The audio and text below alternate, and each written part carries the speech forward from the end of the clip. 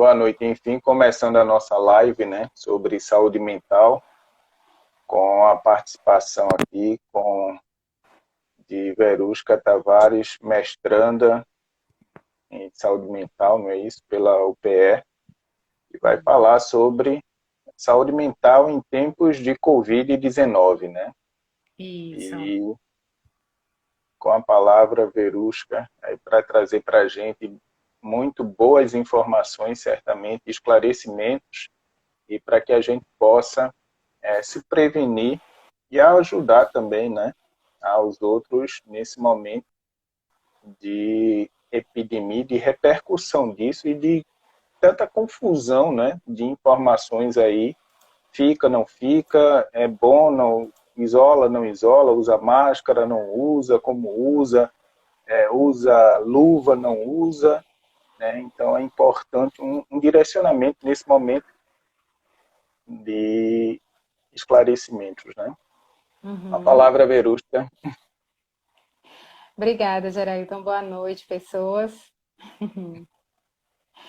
Então, eu pensei em trazer um pouco mais os aspectos de saúde mental, né? E aí, claro, no primeiro momento a gente tem que falar um pouquinho o que é o Covid-19, o que é o coronavírus e tal, para a gente poder se situar um pouco. Vocês estão me ouvindo? Estão conseguindo me ouvir bem? Boa noite.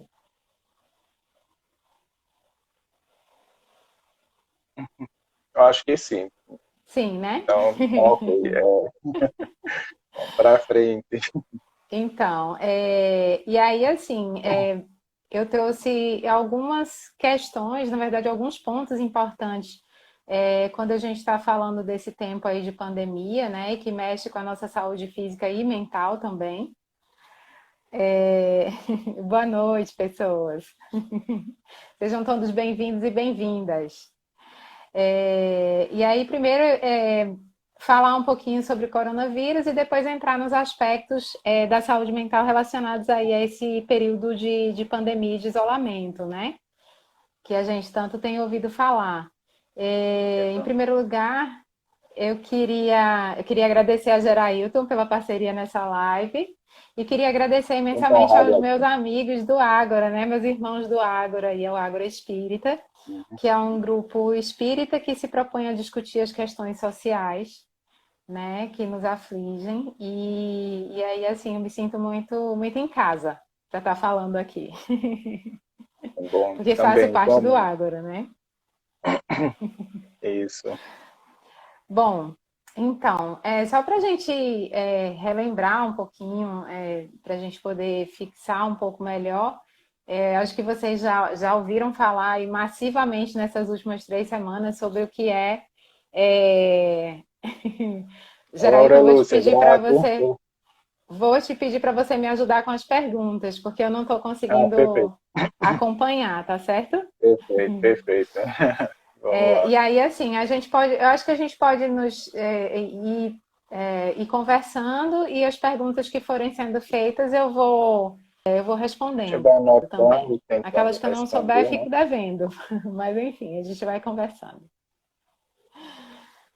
Bom, então, a gente já ouviu bastante falar a respeito do coronavírus, né? E aí é um novo vírus, na verdade, há 7 tipos de coronavírus.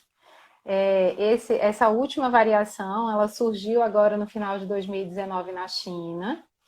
E aí é um vírus que, na verdade, ele não tem nem tanto uma letalidade muito grande, mas ele tem uma capacidade de contágio muito grande. Então, se ele contagia mais pessoas, naturalmente ele mata mais pessoas, né? E aí, enfim, a gente já está aí há, desde dezembro, né, em vários países enfrentando essa situação de pandemia, que é quando uma doença ela se espalha por vários continentes, por vários países. E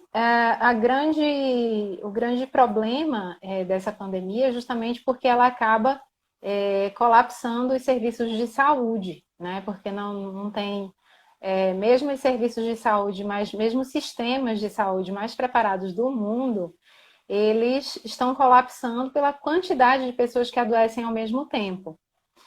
E aí, enfim, por isso a importância tanto da gente não só se prevenir, né, mas também da gente tomar as medidas de isolamento como medidas extremamente importantes nesse momento, em que a gente vê os casos crescendo de uma forma muito rápida aqui no Brasil, né?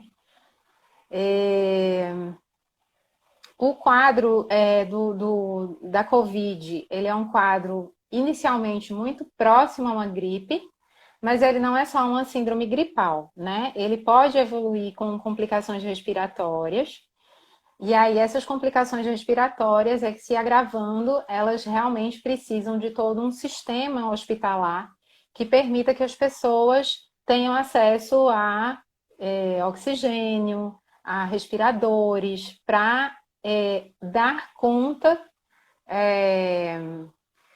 conta dessa infecção que evolui muito rápido, né? Então, eu estava conversando com alguns amigos médicos na semana passada e eles estavam me explicando que, na verdade, o vírus ele tem uma capacidade de replicação muito rápida e é mais rápida do que o nosso tempo de reação do organismo.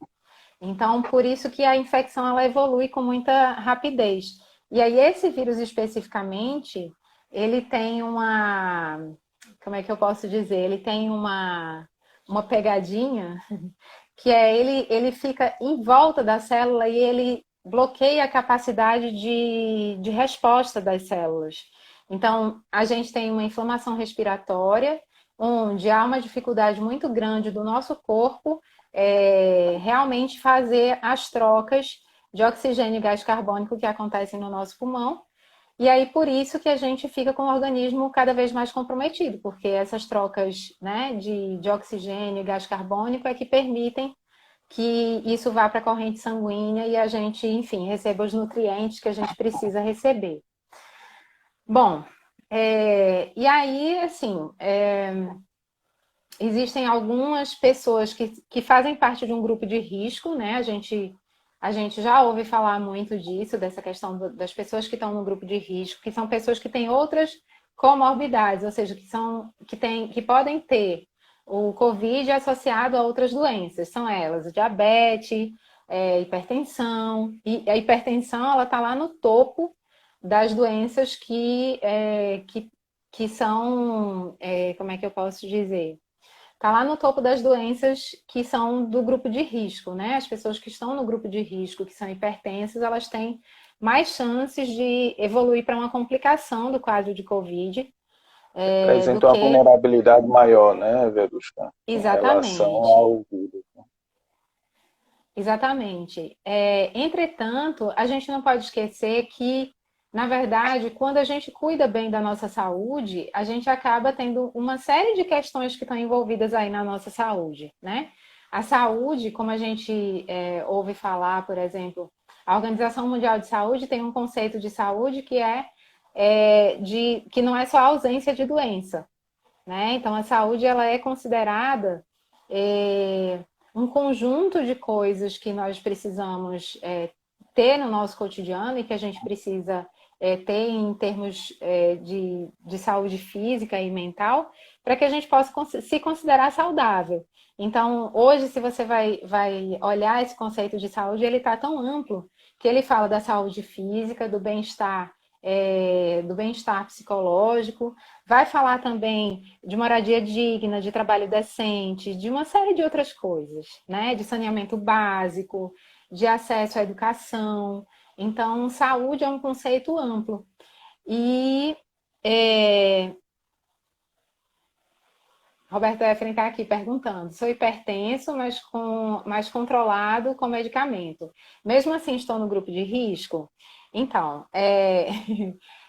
sim, mas para as pessoas que têm a enfermidade controlada, isso é bem importante, porque, enfim, em qualquer outra doença, quando você tem o organismo com uma doença que ela está descompensada, os sistemas não vão estar funcionando ali da melhor forma, né? Então, com o Covid não é diferente. Então, quem tem diabetes, quem é hipertenso, precisa estar com enfim, seus acompanhamentos em dia e se proteger, porque também é grupo de risco, né? E aí, só para a gente ampliar um pouco essa discussão, porque as pessoas começaram inicialmente dizendo, até a partir dos dados que a gente vê, né, no mundo, que são as pessoas que morrem mais, são os idosos, mas na verdade a gente tem, como um número muito maior de pessoas se infecta, a gente tem, por exemplo, aqui no Brasil, uma faixa etária de 30 a 39 anos de pessoas que têm morrido, né? Entre os Tem números. aumentado, né? Oi? Tem aumentado esse quantitativo de pessoas e até baixado essa faixa etária também, né? Exatamente. Então, a gente não pode pensar no coronavírus subestimando, né, a doença. A gente precisa realmente de cuidado, é uma doença que a gente precisa ajudar a controlar, né? E a gente ajuda a controlar tomando as medidas de prevenção, que são basicamente higiene, né? Lavar melhor, lavar as mãos e aí adquirir o hábito de lavar as mãos com frequência, porque a principal forma de transmissão é através do contato, né? Ou contato que a gente tem com alguém que está infectado, ou contato com as secreções, através de espirro, de tosse, de fluidos nasais, ou de uma secreção que está numa superfície e eu não vi, e de repente toquei ali e depois toco em alguma mucosa. Então, eu dou acesso ao vírus ao meu organismo, né? Bom, mas aí, sobre coronavírus, transmissão e prevenção, acho que a gente já ouviu falar bastante, né? Nessas últimas semanas. Se tiver ainda alguma dúvida, alguma pergunta, a gente tem um número do Ministério da Saúde, que é o 136. Então, você ligando 136, você tem acesso a canais de informações confiáveis para tirar dúvidas sobre coronavírus e sobre, enfim, formas de prevenção, de tratamento, se você deve ou não procurar uma unidade de saúde, eles orientam, né?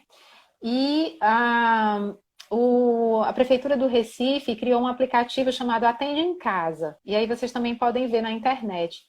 Esse aplicativo ele ajuda a fazer uma espécie de triagem. Então, se você está com dúvida se deve procurar um serviço de saúde, você pode acessar esse aplicativo e eles fazem algumas orientações bem importantes, né? Porque aí de município para município esse fluxo ele pode modificar um pouco, tá? O Graciano está fazendo uma pergunta aqui, né, Sim. sobre a questão das emoções, né?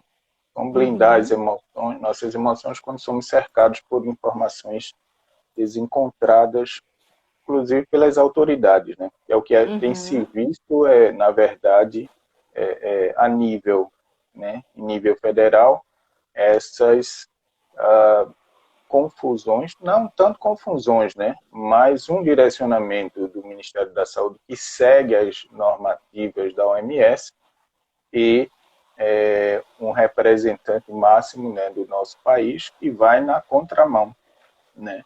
E aí Uhum. surge essa confusão toda, né? Inclusive nas mídias, determinada emissora que segue mais ou menos o que a OMS está orientando, e outras emissoras aí que vão também na contramão, dizendo que essa pandemia não é tão perigosa assim, que não é tanto assim, né? E aí eu acho que era o que você estava colocando justamente, né? Buscar os canais oficiais de informação para que se possa ter uma noção mais real do impacto desse problema, né? Isso.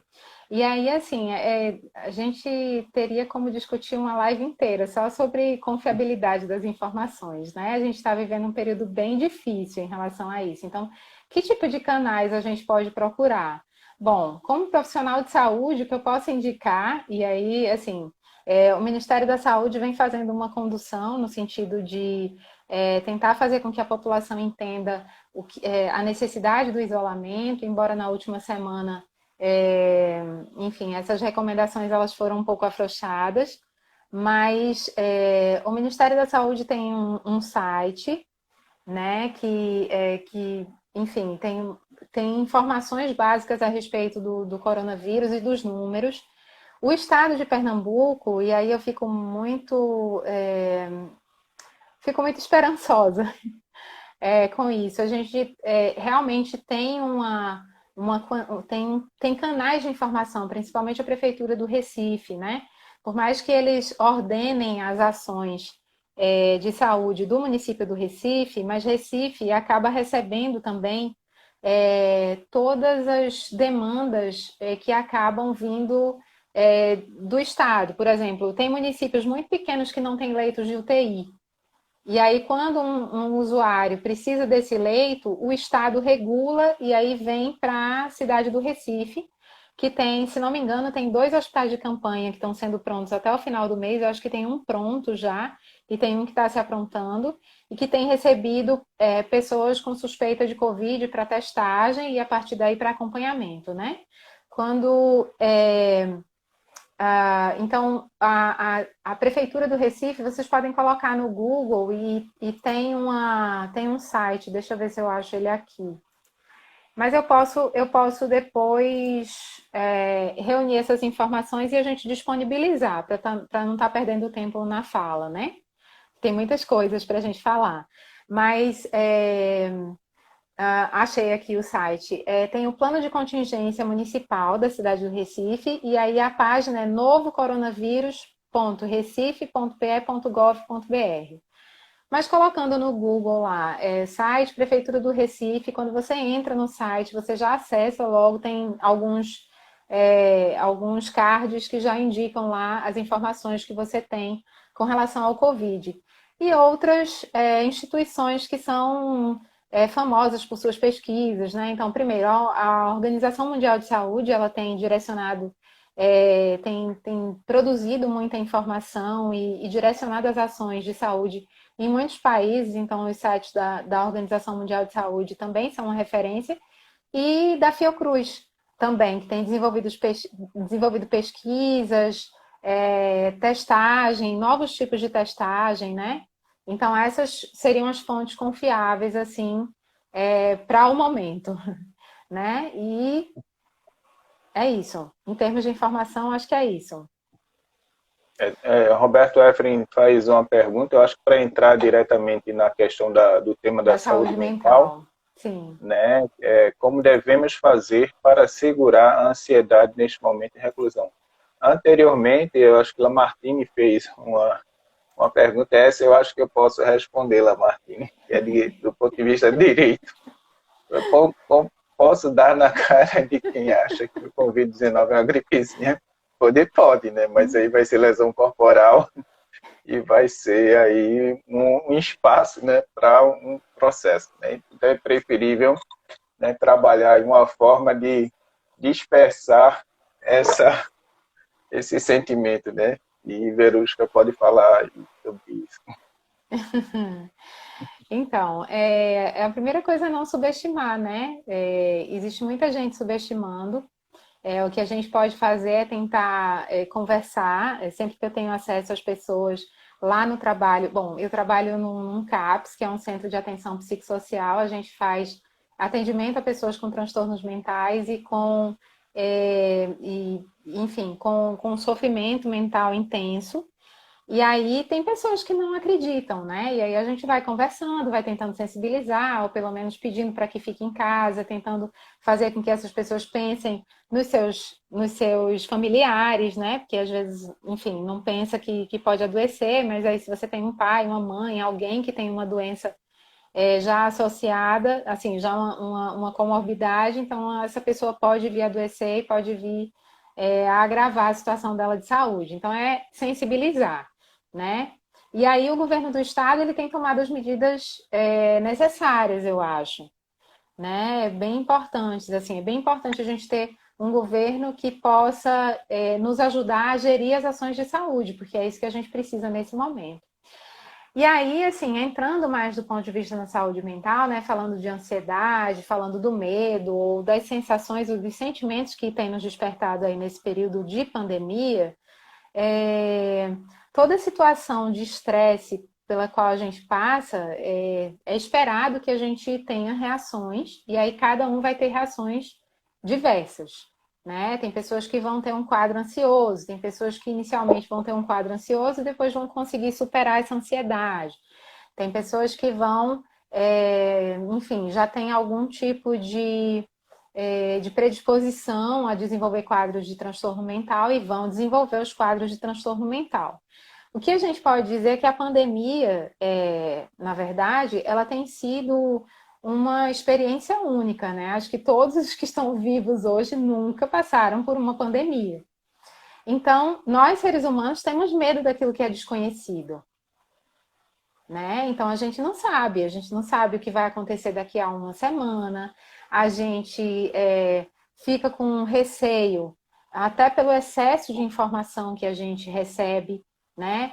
Na primeira semana mesmo, quando se falou massivamente sobre o que é o coronavírus e sobre colapsar os sistemas de saúde, eu tive que parar de ver as notícias, porque nos encharca de notícia e a gente fica atordoado, né? A gente, é como você falou, às vezes as informações até são contraditórias, então é bem importante que a gente possa ter um tempo para se informar. Então, a primeira coisa é, diante desse volume de informações, a gente tentar escolher horários para ver e escolher também o que a gente vê, né? E até uma contribuição aí para na discussão, né, dados da cartilha, né, de enfrentamento ao estresse, né? Sim. Os sinais emocionais para quem está com estresse, ansiedade, né, nesse tempo, sinais emocionais, ela aponta 5 sinais, né? Emoções excessivas e persistentes de tristeza, raiva, culpa, medo, preocupação, e aí visa-se bem o persistente, né? Não é só aquela raivazinha ou alguma coisa corriqueira, né? O humor deprimido, o desânimo, irritação, sentir que está com os nervos à flor da pele, né? Tirando a TPM, né, também, né? Porque aí já é um outro característico, no caso das mulheres, né? Indiferença afetiva, né? Uma sensação que tanto faz de estar frio afetivamente. Então, são características que também podem ser para a pessoa se observar, né? Se está acontecendo isso e aí poder realmente ter um direcionamento, né? Isso. A primeira, e aí assim, pegando o gancho nisso que você está falando, essas reações, elas são reações esperadas em situações de estresse, né? E que aí, diante de uma situação grave como essa que a gente está vivenciando, essas emoções, esses sentimentos, eles vão ser mais intensos, né? Dada a intensidade da situação. A gente está vivendo isso há 3 semanas e essa pandemia, ela mudou a nossa rotina bruscamente, né? Exato. Todo mundo vinha, Exato. todo mundo vinha num ritmo frenético de eu não posso parar, eu não tenho tempo, não tenho tempo para estar com a minha família, não tenho tempo para tirar um momento para lazer, eu não tenho tempo para fazer exercício físico. Eu acho que quem nunca falou essas frases, né? Quem nunca se ouviu, se escutou falando essas frases. E aí vem uma pandemia como essa, uma necessidade de isolamento social, e aí de uma hora para outra você se vê obrigado a ficar dentro de casa. Porque uma coisa é você ter a escolha. Ah, eu quero ficar em casa hoje, não vou sair. A outra coisa é você ficar dentro de casa, você ter que ficar dentro de casa, tomando todas as precauções de limpeza, de cuidado para você não se contaminar. E quando você sair, você fazer isso de uma forma que você, né, se proteja e tudo mais. E voltar para casa são e salvo. E ter que ficar durante mais algum período sem poder escolher, né? Então, o que a gente está vivendo nesse momento é a impossibilidade ou a restrição do nosso poder de escolha, né? Onde a Exatamente. gente... E tem Tá. só mais um dado aí para temperar mais a discussão, né? Os Uhum. sinais comportamentais também nesse quesito, né? Ela aponta Sim. como 5 sinais comportamentais as discussões e perda de paciência com as pessoas, né? Evitar expressar e compartilhar sentimento, né? A pessoa acaba se isolando mais. Aumenta o Uhum. abuso de substâncias, né? Consumo de álcool, drogas, remédio, violência, e agitação. E vai, eu acho que, aí no diapasão do que a Aurelúcia perguntou, quando ela coloca que muitos casais estão separando, né? E dados indicam também aumento da violência de gênero, justamente por conta disso, né? As pessoas Uhum. estão se redescobrindo, né, dentro de um ambiente, entre aspas, um confinamento obrigatório, né? E questões que antes passavam ao largo, porque a pessoa passava um tempo fora de casa, agora ela tem Uhum. que trabalhar isso, né? Exatamente. E aí, no caso dessas reações comportamentais, a gente também, antes da pandemia, esses eram sinais que a gente observa quando uma pessoa está desenvolvendo algum tipo de reação que precisa ali, pelo menos de um acompanhamento, de alguma orientação, né? Uhum. Primeiro, a importância dela se observar para ver se aquela ansiedade ela vai passar, tomadas algumas medidas, né? É, ou se ela vai evoluir, se ela vai intensificar e ela vai formar outros sintomas que a pessoa não vai dar conta sozinha. E chegou a hora realmente de procurar uma ajuda profissional. No caso dessas reações comportamentais, por exemplo, alteração de sono e de apetite, são sinais e sintomas também para quem está desenvolvendo um transtorno. Isso a gente tinha como critérios de observação quando uma pessoa chega, por exemplo, precisando de um atendimento no caso de uma situação de crise em saúde mental, né? Então a gente vai olhar. Se a pessoa está dormindo, está conseguindo dormir, não dorme há dias. Ah, eu durmo, mas o sono fica entrecortado. Então é uma situação um pouco menos grave. Mas eu não durmo de jeito nenhum há 5 dias, e aí começa a alucinar, ou seja, começa a trazer outros sintomas que acabam adoecendo, né? E aí é preciso que a gente possa compreender a diferença entre sofrimento e transtorno. Quando a gente fala de transtorno, quando a gente fala de transtorno mental, a gente está falando de uma situação de saúde em que a pessoa está desenvolvendo algum adoecimento ali e que vai precisar de uma intervenção multidisciplinar, não só médica, né? Pode ser com medicação, mas pode ser às vezes com a psicoterapia, pode ser com atividades terapêuticas que no CAPS a gente oferta, justamente para que a pessoa possa repensar aquele estilo de vida que está fazendo ela adoecer e retomar a rotina dela de uma outra forma que permita ela gerar saúde. Porque somos nós que geramos saúde. A gente não tem ou não tem saúde, a gente gera saúde, né? A partir das nossas escolhas alimentares, a partir das nossas escolhas de atividades físicas, de lazer, do que a gente faz para contrabalançar as pressões que a gente tem no cotidiano. Então, em tempos de pandemia, isso também não muda, né? A gente só vai observar realmente a intensidade dessa resposta. Então, muitas pessoas têm dito que têm tido dificuldade para dormir. É uma reação esperada, mas se você não está conseguindo dormir, você está vendo que isso está afetando o seu humor, que isso está afetando outros aspectos do seu comportamento e da sua saúde, é muito importante você procurar uma ajuda profissional, né? Para que essa pessoa, para que esse profissional ele possa te ajudar a ver como é que você pode reorganizar a tua rotina e e que você possa perceber o que é que está gerando esse acúmulo de ansiedade ou de outros sentimentos que você está identificando, né? É, alterações do apetite, alterações de sono, e os conflitos interpessoais que vocês estão colocando aqui, né? Isso é bastante importante. Com relação às pessoas que adoecem na saúde mental, a gente já tem isso no cotidiano, que é uma fala muito recorrente em relação aos conflitos familiares. E aí os conflitos familiares, quando eles não são resolvidos, quando eles são cíclicos, eles adoecem, né? Eles podem adoecer as pessoas. Principalmente se as pessoas não encontram outras formas de lidar com esses conflitos. Então, nesse período de isolamento, como você bem colocou, eu não tenho mais a opção de passar o dia fora e só voltar à noite em casa cansado para dormir. Eu agora vou ter que acordar e ter toda uma rotina junto com aquelas pessoas com quem eu conflitava antes. Então, é Exato. esperado, né? É esperado que esses conflitos eles aconteçam e que eles se acirrem.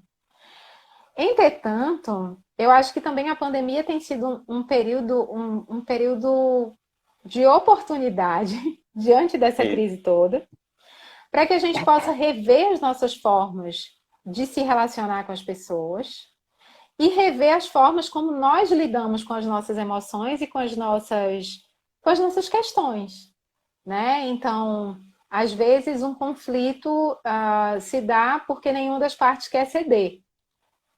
Então, esse conflito não vai ser resolvido nunca, né? numa A gente, outra situação, a pessoa poderia, numa discussão, sair, dar uma volta, passar horas e voltar, né? E exatamente, agora você tem que esfriar a cabeça dentro de casa também, né? exatamente, Você vai dar as costas, quando você vira, a pessoa está ali na sua frente novamente e você tem que repensar qual é a estratégia para você trabalhar essa relação de paz, né? Dentro, né? isso. Criar até tem um teórico, Marshall Rosenberg, né? Que trabalha a comunicação Comunicação não não violenta, violenta. né? E eu acho que Muito é uma boa estratégia nesse momento, né? isso. Pronto, já que a gente tem tempo, não é? Durante essa pandemia, como Pois é, temos tempo, acho que vale muito colocar em a prática. pena conhecer os princípios aí da comunicação não violenta. Isso. Eu fiz um curso com a Márcia Gama, que é falecida Hum, hoje, né? Já tem um tempinho já que ela faleceu, mas é, enfim, trouxe essa e outras obras que falam sobre comunicação não violenta, e os princípios da comunicação não violenta, eles ajudam justamente a gente pensar como a gente está expressando aquilo que a gente quer, né? Às vezes eu vou falar de mim e eu acuso o outro. isso. Então, né? E aí eu preciso muitas vezes pensar como é que eu estou falando das minhas necessidades. Às vezes eu posso estar falando de uma forma que o outro não compreenda, ou eu posso estar acusando o outro, e aí quando eu acuso o outro, esse outro se fecha, ele não vai ouvir o que eu estou falando, né? E Então, como acho você que recebe o que o outro está dizendo, né? Também, porque muitas exatamente, vezes o que o outro está dizendo é a forma dele expressar a angústia, a dor dele, e você está tomando aquilo como uma agressão, quando na verdade não é, né? exatamente. E aí, só para fechar essa questão das relações, dos conflitos, né?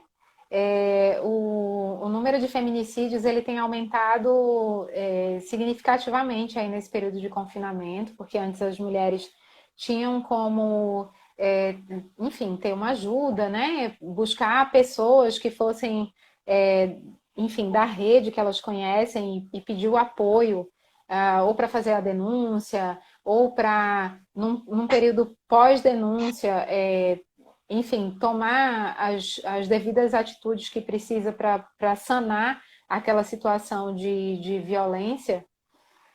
E aí, hoje, enfim, essas violências, elas têm se perdurado muito no ambiente familiar, né?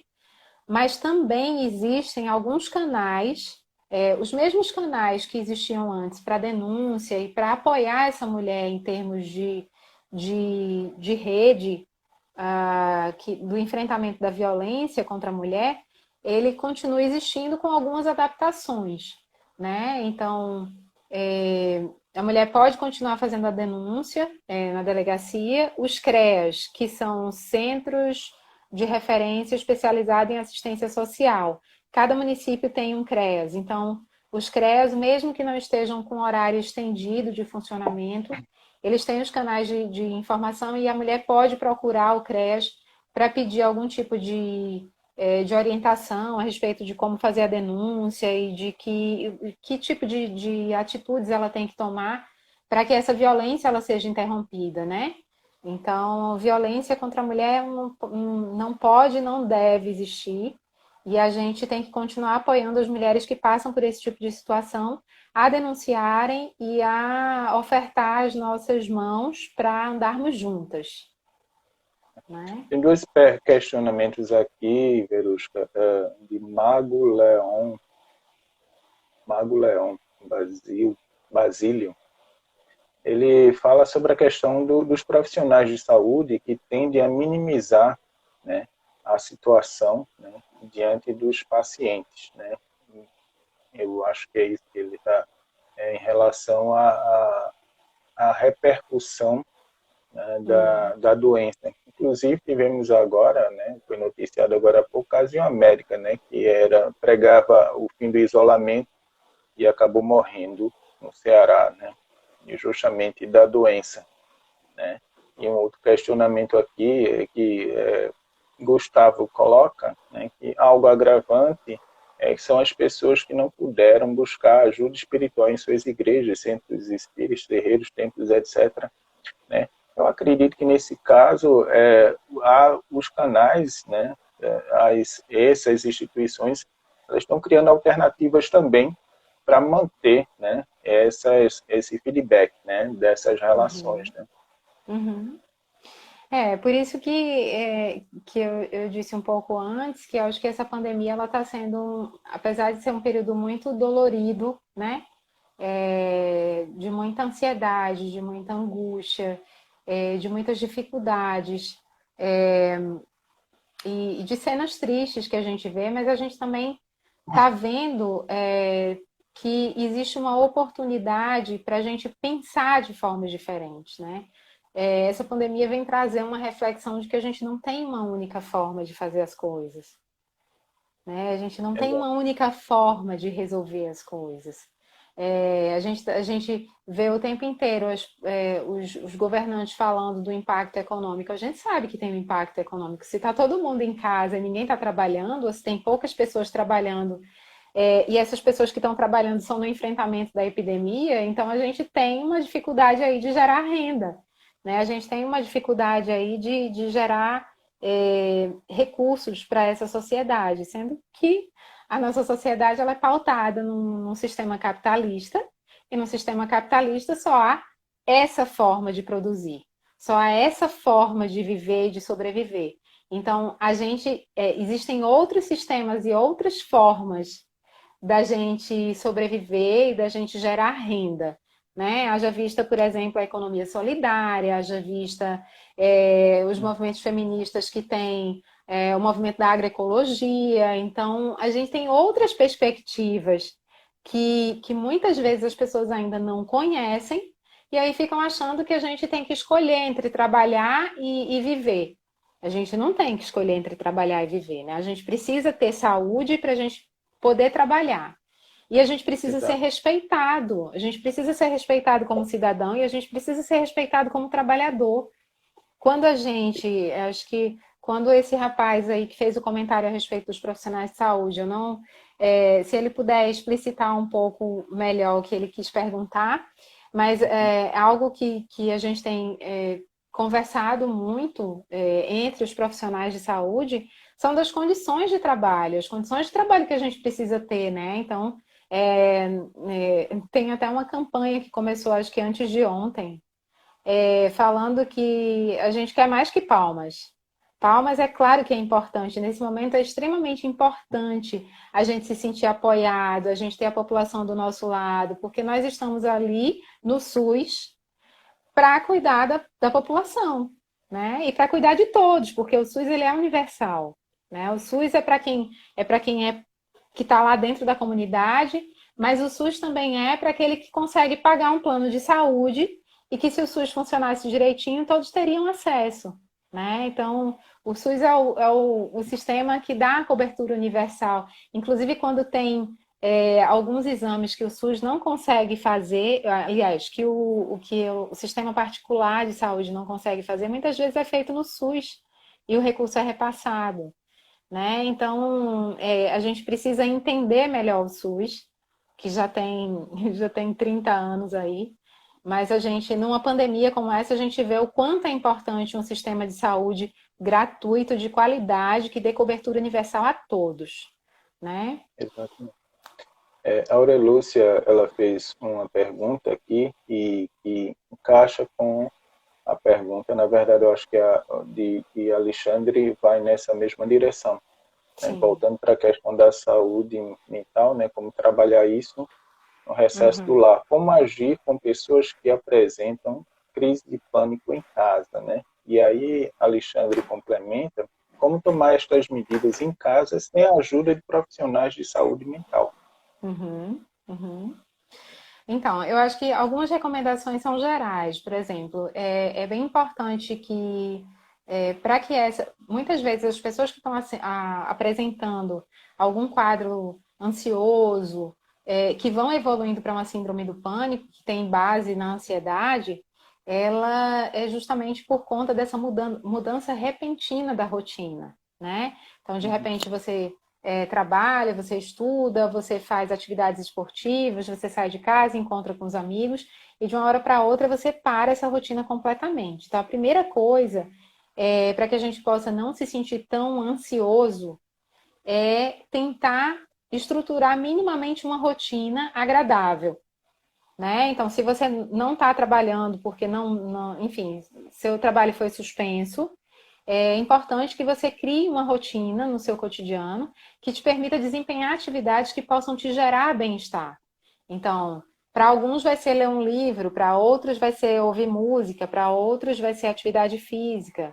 Então, estruturar essa rotina com horários mais ou menos definidos para hora para dormir, para acordar, horário para fazer as refeições, né? Atividades geradoras de bem-estar, que aí, como eu falei, pode ser, enfim, ver filme, ouvir música, conversar com os amigos. Você não está podendo se encontrar com seus amigos, mas você pode ligar, você pode fazer chamada de vídeo, né? Semana passada, conversando com uma amiga minha, ela disse: minha filha está montando uma festa, vamos dar uma festa. Eu disse: mas não pode, é aglomeração. Ela: não, é festa pelo Facebook, vai todo mundo tal hora se juntar e vão tocar uma música e aí vão dançar todo mundo junto ao vivo numa live no Face. Novas formas de interagir, né? Novas formas de sociabilidade. Então, a primeira coisa é a estruturação dessa rotina para permitir você gerar bem-estar diante dessa situação complexa que é a pandemia. Uma vez apresentando os sintomas, aí como a gente está no momento de pandemia, a gente também está no momento de suspensão de consultas eletivas. Então, por exemplo, para você procurar um psicólogo, hoje em dia os profissionais psicólogos já têm disponibilizado ferramentas, né, para fazer o atendimento à distância. Então, o ideal seria buscar um profissional que pudesse fazer uma escuta e nessa escuta, junto com você, identificar o que é que está te fazendo aumentar essa ansiedade. Se só tem a ver com o período ali da pandemia, ou se tem alguma coisa também que já estava ali pegando antes da pandemia e só aumentou aí com esse período, né, completamente atípico para a gente. E aí a gente está falando de quadros mais leves. No caso de crise em saúde mental, aí a gente tem os CAPS. O centro que eu trabalho é um CAPS e a gente está funcionando lá. Suspendemos todos os atendimentos individuais, mas os atendimentos de crise a gente está fazendo. Então, cada município tem seus centros de atenção psicossocial. E aí é só você procurar na rede de saúde do seu município. Se você não souber ainda onde é o CAPS da sua cidade, você pode procurar a unidade de saúde da família mais próxima da sua casa, eles devem te informar. Ou você procura na internet. Hoje em dia a internet é um forte aliado, né? Para a gente poder descobrir as coisas. E aí os CAPS estão Cecília fazendo esse ressaltou, atendimento mais emergencial, pelo menos para uma escuta e orientação, né? Cecília ressaltou isso, essa questão dos atendimentos gratuitos, dos serviços que podem ser buscados nesse momento, né? Sim, E existem redes de psicólogos, né? Enfim, tem vários, tem projetos, por exemplo, tem alunos da residência em saúde mental da UPE que formaram grupos de atendimento. E aí, só indo na internet para você poder, enfim, acessar. Eu posso tentar consolidar essas informações e deixar disponível com o pessoal do Agro, porque de alguma forma a gente pode tentar disponibilizar essas informações, né? Mas já existem grupos de profissionais fazendo pelo menos uma escuta para poder orientar as pessoas, porque tem sido um momento que tem afetado muito a saúde mental de todos nós, né? Então os profissionais de saúde mental estão se mobilizando para fazer esses atendimentos. a pergunta de Manuel, ele retornou a pergunta, Manuel Gomes, né? Do Ágora, ele Diz, falo sobre os profissionais que atendem aos seus pacientes, minimizando o estado de saúde, mesmo que ele esteja com outra patologia que não seja a da epidemia. Hum. E aí, acho que como proceder nesse sentido, né? Então, eu não, assim, nesses tempos de pandemia, acho que você estava falando um pouco antes da médica que faleceu, né? Dizendo que era Isso. importante relaxar o isolamento social. Eu não consigo, quer dizer, eu até consigo compreender um profissional que tenha essa fala. Mas aí é um profissional que talvez não conheça tanto a realidade do sistema público de saúde que a gente tem e das questões que afetam socialmente a população que a gente atende, né? A população em maioria no Brasil. A gente tem uma população que tem uma vulnerabilidade alta, e aí as populações que têm uma vulnerabilidade social alta, elas também têm uma saúde comprometida nesse sentido, né? Tem várias comorbidades. Então, quando a gente não tem serviços de saúde que promovem o acesso facilitado das pessoas para acompanhar a sua saúde, as pessoas vão tendo os problemas de saúde e não vão conseguindo fazer os exames, não vão conseguindo fazer um acompanhamento anual, como a gente recomenda, né? Os profissionais de saúde falam sempre, é preciso você fazer seu check-up anual, mas só consegue fazer check-up anual quem tem plano de saúde, né? Porque o acesso aos serviços de saúde públicos ainda é muito ruim e isso precisa ser melhorado, né? Porque não é o sistema que é ruim, é o acesso ao sistema que é ruim, E até a né? própria falta de hábito do brasileiro de buscar fazer esse check-up, né? Justamente por conta disso. Uhum, Uma boa parte depende do SUS e você faz busca fazer uma consulta, né?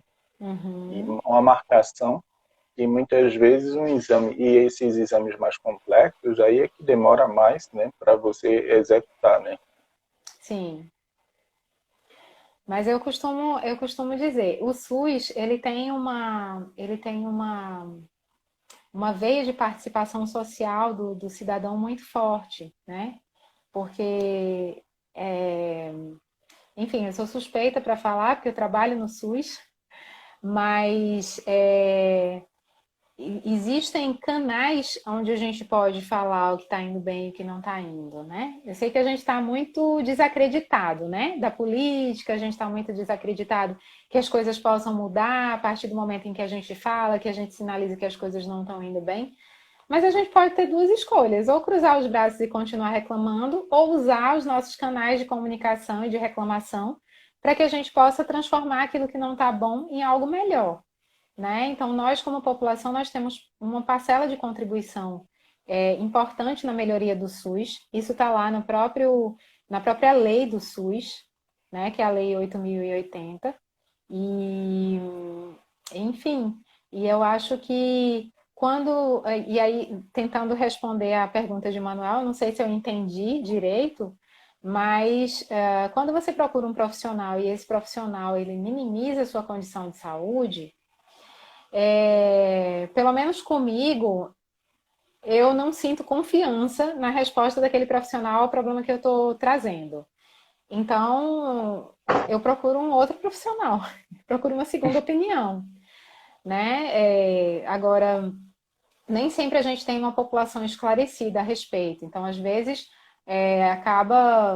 a pessoa acaba dizendo, eu fui no médico, o médico disse que eu não tenho nada, e aí não se preocupa, né, com a questão da saúde. Mas eu acho que, de um modo geral, a gente hoje tem campanhas de incentivo à população a buscar as unidades de saúde da família, a buscar os serviços de saúde, disseminar muita informação. A gente tem as campanhas que acontecem ao longo do ano inteiro, como Outubro Rosa, Setembro Amarelo, o Novembro Azul, né? Que é para estimular os homens também a buscarem serviços de saúde, né? Que as mulheres buscam sempre mais, mas É que de uns verdade. anos para cá, a partir da instalação da política de saúde do homem, isso vem mudando, né? Então eu acho que com informação a gente muda bastante coisa, com informação qualificada. a gente muda bastante coisa. Exato. E o pessoal tem falado aqui muito da questão da família, né?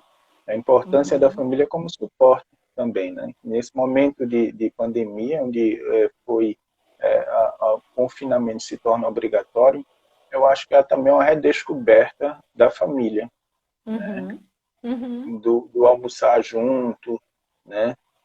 De coisas básicas, de parar para ver um filme todo mundo junto, reunido, né? De criar, né, alternativas para passar o tempo. Né? Então, traz esse aspecto. Né? A família pode se tornar um aspecto muito poderoso também de combate a esse estresse, a essa angústia. Né? Não vamos falar em depressão, porque depressão já é um quadro mais denso, né? Já mais Uhum, patológico mesmo, né? isso. E muitas vezes a gente confunde tristeza ou tristeza profunda com depressão, né? Até por não conhecer Isso. direto, né? As pessoas tendem a fazer essa confusão.